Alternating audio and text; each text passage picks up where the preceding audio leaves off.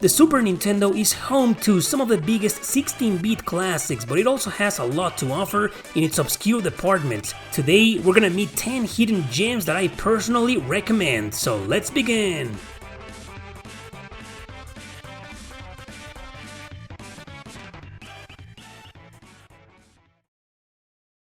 Number 10. Claymates. Claymates is a charming side-scroller that only came out in Europe and North America. Clayton has been transformed into a ball of clay, and his father has been kidnapped by an evil witch doctor, so he must go and save him, but fortunately he has the power to transform into other animals when making contact with other clay balls. So the goal of the game will be to traverse these layouts from point A to point B. Every animal has a unique advantage to them, like the cat being able to climb trees, or the mouse being able to move and jump faster. Every time you get hit, you lose that animal and transform back to the clay ball. You can still move, jump, and even punch things like that, so it's not much of a problem. I like the colors, the ideas, and the controls here. It's definitely a pretty decent game, different from your usual side-scroller.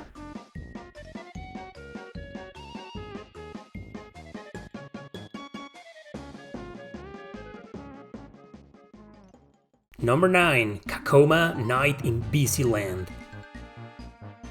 This weird game is an overview puzzle adventure. You can select from 3 playable characters at the beginning. One of them will become the Coma Knight by saving the princess and the kingdom of Busy Land. I don't know if you remember the classic game Kicks, where you need to draw lines and unlock whole pictures to advance, because that's pretty much what you need to do here. However, it's friendlier and easier than Kicks or others of its kind, which is why it's kind of addictive to play, as it's hard to lose. But it's no walk in the park either, as you need to avoid enemies, although you can also draw a trap to kill them, but I found it best to just focus on avoiding them and finishing your lines. It's a fairly short game that you can beat in one sitting, less than 20 minutes if you know what you're doing. Definitely recommend it if you just want a short gaming session.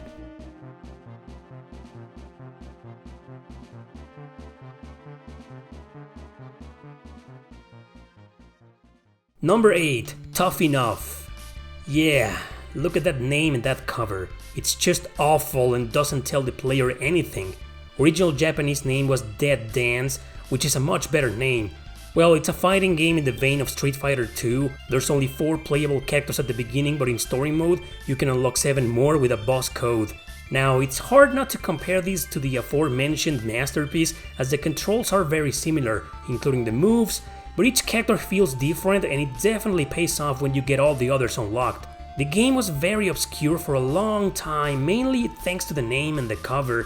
Fortunately, it was released on the online SNES emulator on the Switch, alongside with Claymates and some others you'll see in this list.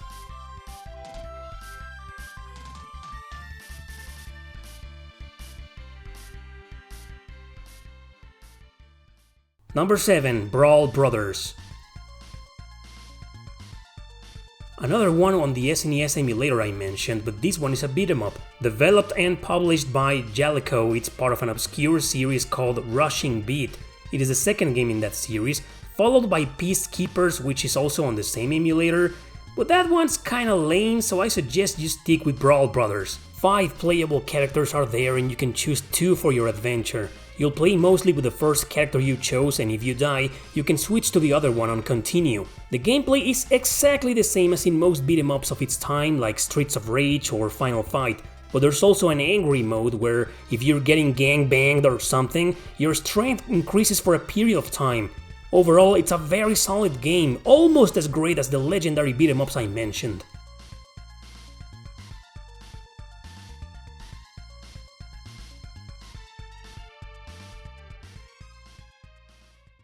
Number 6. Operation Logic Bomb. This one is a top-down view action game where you'll control an agent called Logan. You start with only 2 types of ammo, the regular machine gun and the spread. As you make progress, you'll get more types of ammo, and some can be used to solve puzzles or defeat certain enemies easier. In fact, the game can be very hard if you don't know what's the best ammo for them.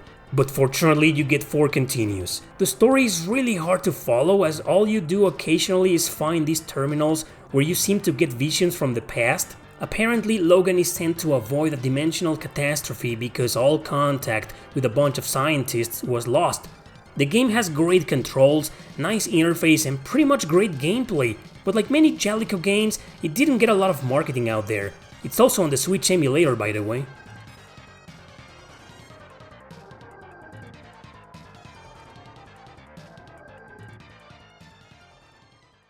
Number 5. Paladins Quest. Paladins Quest is a science fiction RPG that takes place in a world devastated by an ancient evil. Same ancient evil your protagonist accidentally unseals at the top of a tower. He's a student, but that doesn't matter. He still has to save the world from his terrible mistake. On his journey he'll meet several characters and fight in turn-based battles. These are played on a first-person perspective where you see all enemies in front of you, the player.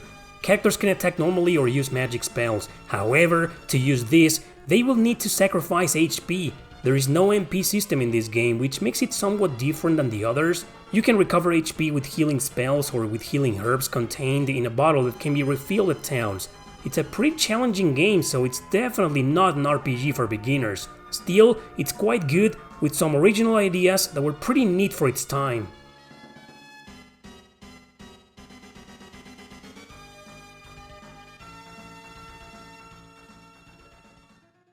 Number 4. Thunder Spirits. This game is actually Thunder Force 3, released on the arcade and the Sega Genesis. The arcade version was then ported to the Super Nintendo, but for some reason they changed the name to Thunder Spirits, hence why most people don't even know it's the same game as the one on the Genesis. Like many other horizontal shoot-em-ups, the graphics are excellent, the music is badass, and the sprites are beautiful. You can choose at the beginning which planet you'll play through first. The order, however, doesn't really matter. Several weapons are available to use, like the claws for example, which were there in the previous Thunder Force games. However, dying means you lose that weapon, so you need to be careful. As you may have imagined, the game's quite challenging, but you can change the difficulty if you feel it's too hard. Great game here and very underrated. If you know why they changed the name for the SNES release, let us know in the comments.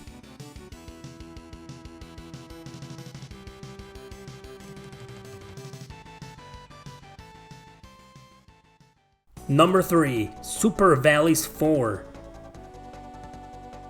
The fourth and final entry in this very niche series before the trademark became an adult visual novel.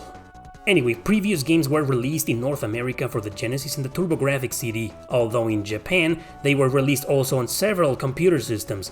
For this game, however, the PC Engine version stayed in Japan and we only got the Super Nintendo release. Europe never got any of them. It's a side-scroller action game where you control the heroine Lina. She can run, jump and crouch, but only attack in one direction with her sword. By pressing up and the attack button, she can also shoot a magic bullet. You will find other projectile weapons that you can select with the triggers, and some will obviously be very useful against the bosses. It's a pretty challenging game despite being beatable in about an hour or so. Story takes place 15 years after Valleys 3, and all games are connected, that's right. So it will take me a long time to explain it. If you care about it that much, definitely give the others a try.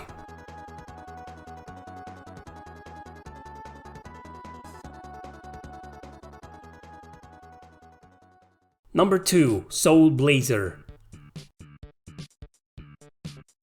Soul Blazer is a top-down view action RPG that's part of the Quintet trilogy. Illusion of Gaia was one of them and it's probably the most popular. Terranigma only came out in Japan and Europe, but it's fairly known as well.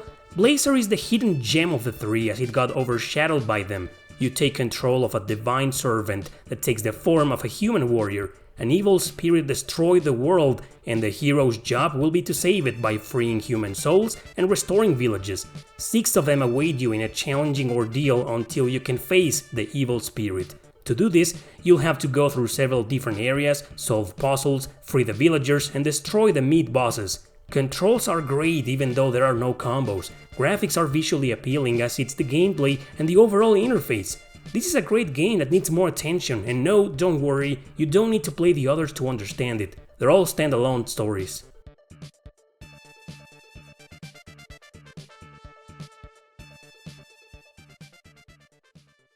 Number 1. Magic Sword.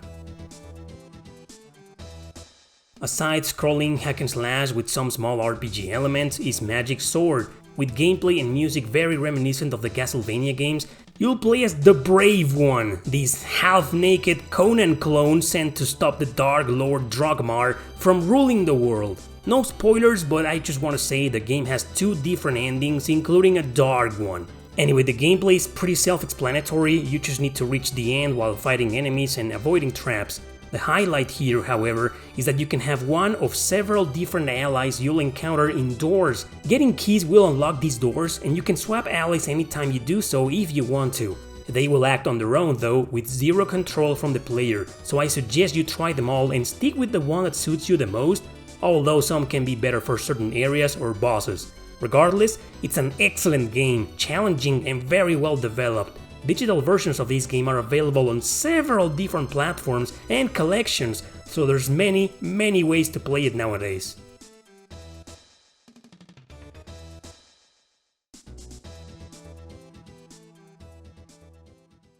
Alright, those were my 10 picks for today's video. I want to thank you guys for watching. Don't forget to subscribe and share this video with your friends. See you next time!